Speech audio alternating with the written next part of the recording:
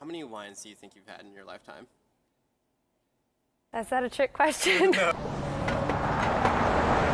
We decided to have this wine versus beer or beer versus wine dinner where we pair 5 courses with wine and beer. Everyone gets a tasting sheet and it has a list of the courses, and then they get to pick, did the wine or the beer pair better with that course? I mean, the wine wins sometimes with some dishes and the beer wins other times, and it's fascinating how different people taste different foods and how that pairs out with these wines and these beers. Kelly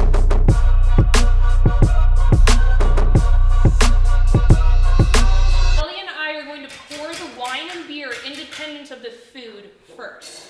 So take a little sip, and we want you to rate on your sheet, just 1 through 5, how you think the wine or beer tastes.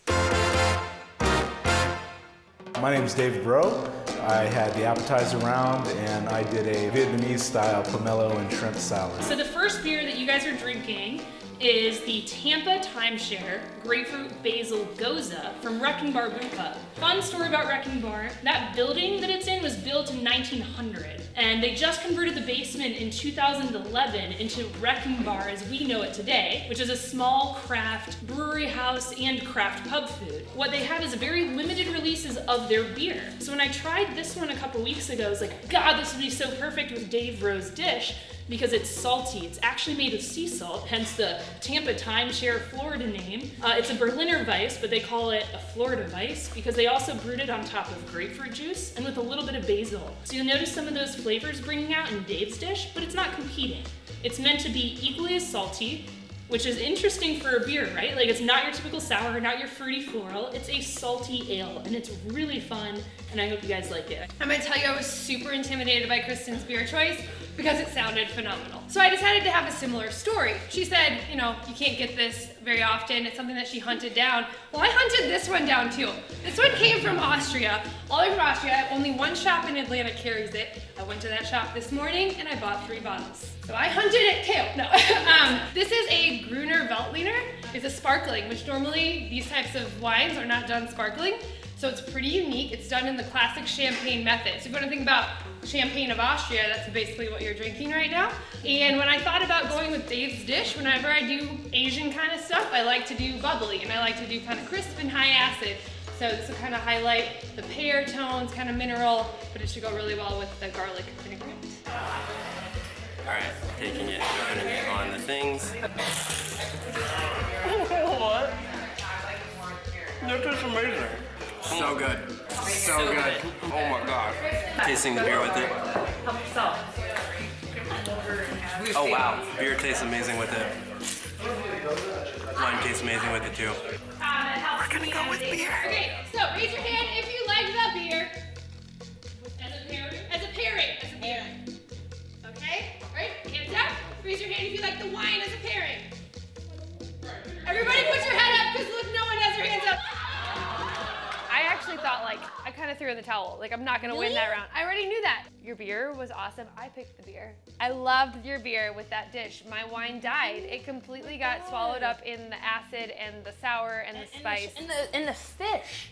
Like the fish and the fish sauce, like he used a really salty fish sauce to flavor the shrimp before even you get to the citrus, before you get to the garlic, before you got to anything. Yeah. And I even told you when we sat down and like tried it, I was like, Kelly, I think you chose the best wine possible for this pairing. It was such a good wine. You even splurged on this one. It was like a $30 like German beer, right? Which is a Austrian beer is a Gruner Veltliner, and it was delicious by itself.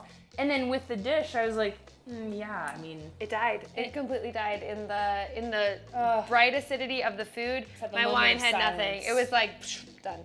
Second dish tonight is a salad with arugula, avocado, vinaigrette, and grapefruit. And the grapefruit shouldn't be bitter because all of the rind is like gone and then in between the membrane, so it's really actually pretty sweet. I didn't know that it would make a difference, but I guess it does. Oh, and by the way, everything's organic. You're welcome. Grapefruit's super hard for wine to pair with because it's bitter, sometimes a bit sweeter, and has high acid. I went with a really clean, kind of mineral lime tone Verdejo. I picked a wine that is also all organic. You're welcome. Because I knew that Laza would want it to be biodynamic, which it is. I want it to be organic, which it is. Biodynamic is really cool. Biodynamic means that they actually feed the soil back with regular, natural occurring ingredients. So typically when you're growing something, the soil deteriorates because it uses the minerals and everything in the soil. So biodynamic farming is actually adding in minerals back into the soil. So that's what this wine comes from.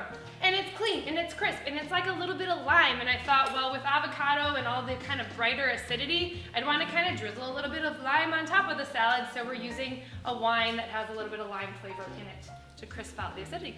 The beer that we are pairing with this is Scofflaw's Basement Pog. So this is an awesome can with like an ugly goat on it, as they say. And it's brewed with passion fruit, orange, and guava. And the reason that I chose it for this dish is because it's got juicy, earthy undertones, and we're pairing it with a salad. So I needed something that was sharp enough, had a large presence on the palate to compete with the arugula that's in the salad, because it's a very potent herb. And it's also got grapefruit in there. So we're still keeping in with the like nice citrusy theme. You know what I'm talking obviously, Kristen has no idea what she's talking about. The beer berries taste like beer berries, Javi. So here we go with the stuff. Wow. Wine goes down like water. So, the beer tastes really good with it, but it's a little heavy. It's like 7.5 alcohol, whereas the wine goes down like water. It's so transparent. I'm gonna call this to be wine. With this one, I gave it a 5, but I went with the wine because it was so transparent. The wine was just like so fluid with the arugula. So there you go. Hey, theoretical situation. If they're subscribed. So we did the Verdejo, and I only picked it because it's organic, and our friend that was preparing the dish is really into organic things. She is, Laza, yeah. I thought it was really good, and it seemed like people really liked the wine, actually, with the dish. It was lime. It was like squeezing a little bit of lime on top of the arugula, which was kind of nice. So when I drank the pog with the arugula avocado salad, I got really sweet notes of like the grapefruit and the citrus. Like that really was present for me. When I drank the Verdejo with the arugula salad, I got pure arugula. And it was like it erased all the other flavors and just like gave me this really nice highlighted green, grassy feel. Yeah. And I loved it. Yeah, I think really it's good. really funny because arugula is so hard. For me, personally, I rated the beer really high, but I picked the wine pairing, and I think like on its own, I liked the beer better than the wine that round. So I'm really curious to see if that was something that was common for other people too. Yeah, that was right on the edge because it was a completely different mouth experience. Yep, mouth experience. In our mouth. In your face.